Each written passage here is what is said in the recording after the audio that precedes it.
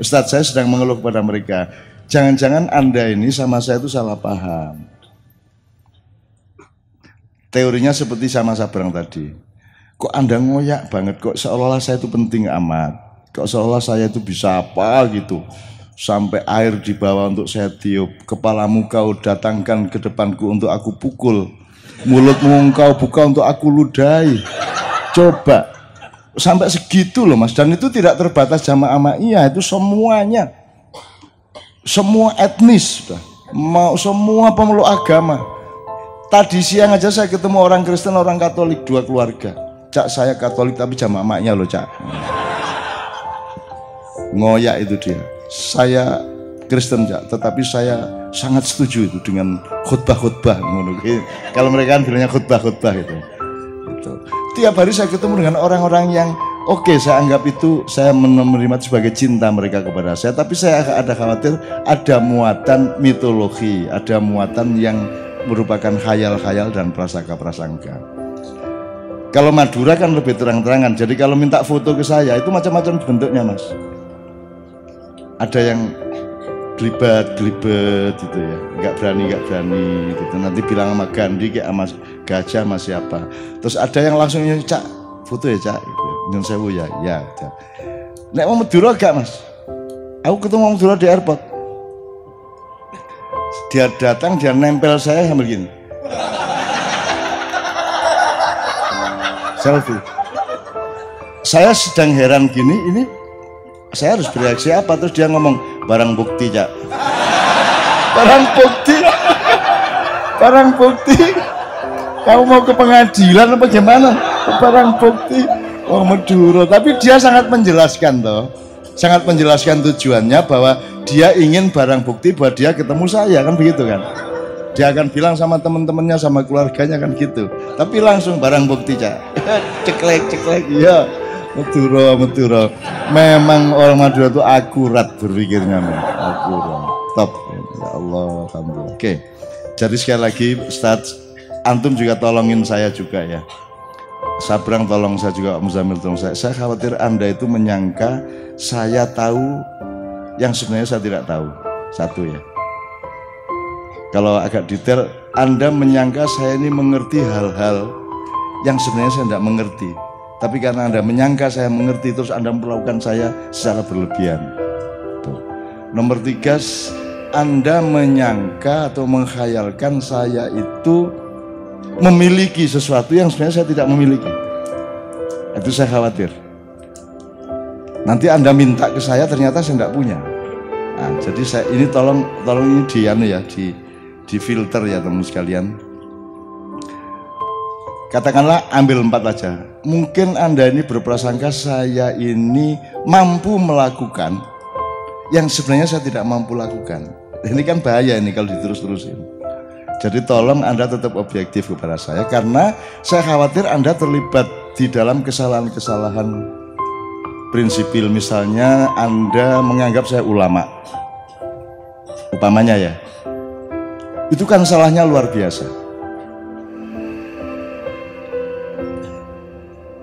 Ulama itu, ini saya mohon konfirmasi dari Syekh ya.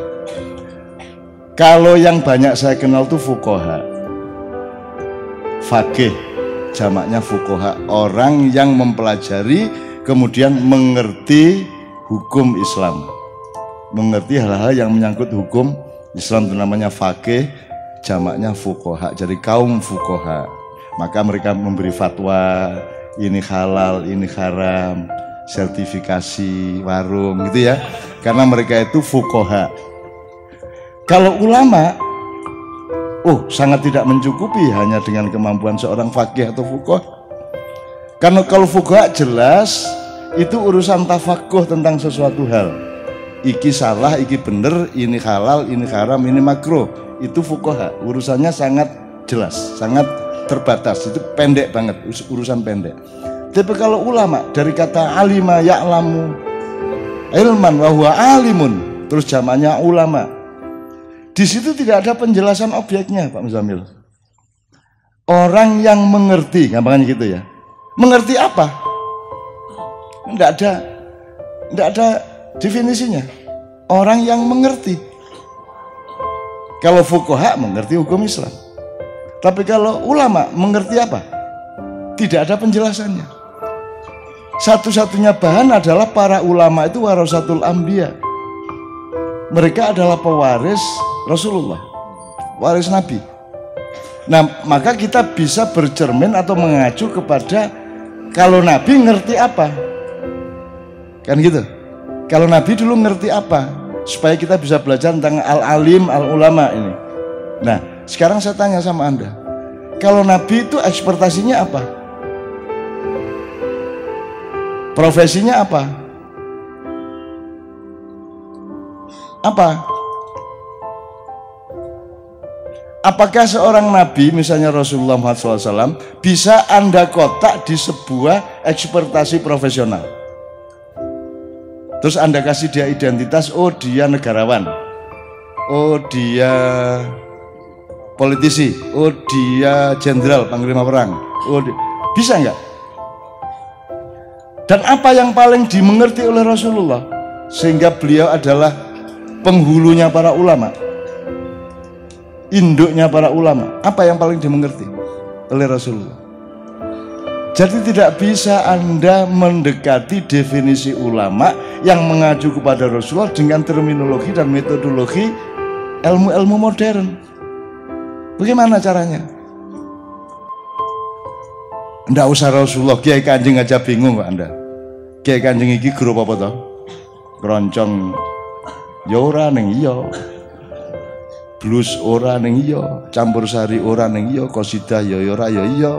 Selawat ya ora ya ora, kadang jazz sithik-sithik ya iya ning ya ora. Kan tidak jelas. Wong Kiai Kanjeng aja ndak jelas ekspertasinya. Gitu loh. Termasuk saya sebagai anggota Kiai Kanjeng juga tidak punya kejelasan seperti itu. Jadi sekarang pertanyaannya kembali, kalau gitu ulama itu ngerti apa supaya dia menjadi ulama atau menjadi disebut ulama? Kalau acuannya adalah Rasulullah, maka apa yang paling dimengerti oleh Rasulullah? Apa yang paling dimengerti oleh Rasulullah? Anda boleh bilang keseluruhan, kafah. Kalau agak spesifik apa, Mas?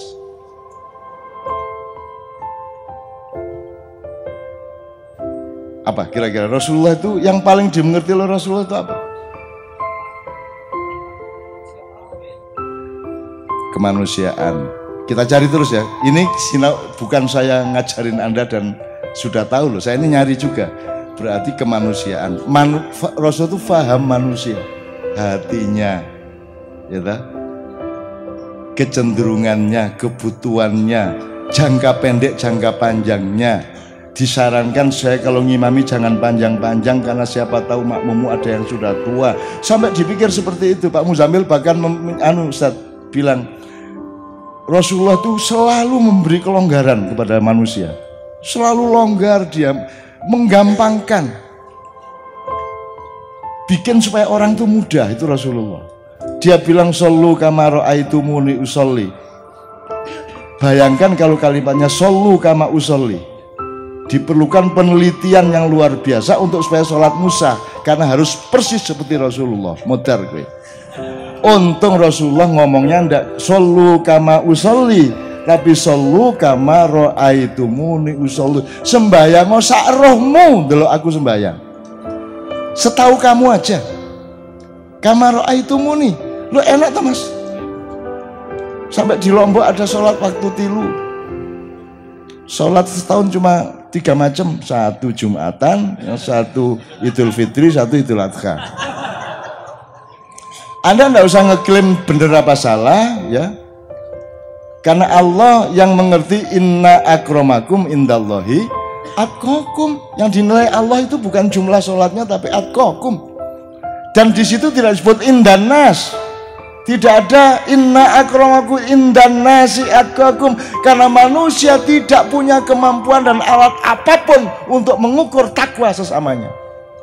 Maka Allah mengatakan inna akramakum indallah. Ini Allah punya urusan, Allah punya perkara, Allah punya otoritas, Allah punya kemampuan. Kalian dan aku tidak punya kemampuan. Jadi jangan sok menilai-nilai orang. Betul enggak? Karena kalimatnya inna akramakum indallah, bukan indakum, bukan indandasmu, indaraimu. Nyenengke ya, nyenengke. Angel kowe golek dosen indandasmu ini ya. Ya, tapi kan lumayan gitu ya. Jelas ya Mas ya. Mau kita amati setiap kata itu dengan jeli, dengan teliti, ya. Coba kembali. Sallu kama ra'aitumuni, itu sangat longgar banget jadinya. Loh, kalau kamu dulu hidupnya bareng Rasulullah tinggal dititeni, ngene ya. Ngene ya. Kalau ada video langsung di videoin itu ya. Udah setelah itu ditransfer sampai sekarang. Copy paste, forward gitu ya. Ya karena waktu itu belum ada. Sekian banyak orang menyaksikan sholatnya Rasulullah. Kadang-kadang ada bedanya ketika rukuk begini, ketika tumak ninah begitu, ada sedikit bedanya dan semuanya benar Rasulullah memang begitu. Kan misalnya begini, Allahu Akbar kan tidak terus diukur berapa sentimeter dari pundak, ya orang. Ya nek kuno kan bawa garisan aja di sini cek gitu. Ya kadang-kadang kalau sedang semangat Allah gitu ya, kadang-kadang sampai ke telinga set, kadang-kadang Allahu Akbar, ya enggak apa-apa, wong yang urusan utama adalah inna akramakum indallahi atqakum kok, kan begitu. Jadi ada yang nyentuh ujung telinga jempolnya, ada yang kalau tahiyat itu pokoknya menciptakan hari tahun kelahiran saya 53, ini 3, ini 5 kan gitu. Maka itulah sebabnya saya dilahirkan tahun 53. Mulai tak aku dewe baba. Bangga aku dewe, dak-dakku dewe gitu. Gitu ya. Bayangin murahnya lah. Makanya sekarang dari soal Rasulullah itu selalu bikin longgar orang. Kalau ingin kamu disebut punya unsur ulama, ya kamu melonggarkan orang. Kamu jangan mempersulit orang. Begitu kamu memberi kelonggaran kepada orang, berarti kamu punya anasir ulama pada dirimu, betul enggak? Nah, kalau ulama benar berarti punya kelengkapan mengacu kepada kelengkapannya Rasulullah. Hati-hati, salah ngaku salah, betul enggak? Itu Rasulullah. Kayak apa? Inna akramakum, apa itu? Antum a'lamu bi umuri dunyakum, kan Rasulullah ngaku salah. Waduh, iya saya yang salah itu.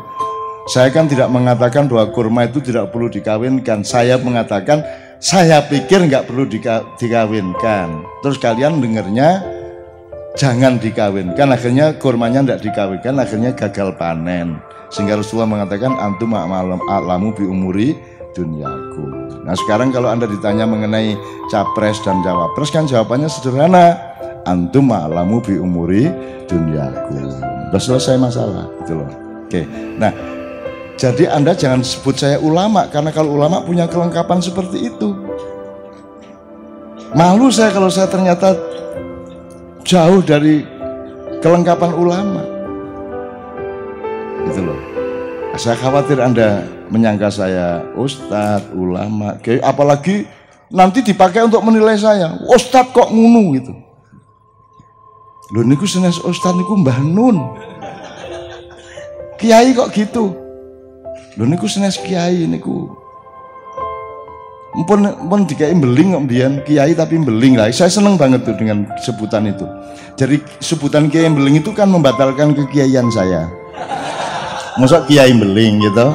Jadi oke, sebutlah kiai asal ada belingnya. Begitu ada belingnya berarti saya batal kiainya. Dan itu dulu majalah Matra pada tahun 90-an awal kan, 89-an lah gitu. Saya seneng kata beling itu. Sesungguhnya saya tidak beling. Mereka juga berprasangka aku beling. Beling apa aku itu? Bojo situ. Apa ana sing beling saya? Enggak beling saya. Gondrong iya. Oh bojo loro, ibune sabrang siji. Ibune Haya siji, ya. Waduh ngersulo anakku.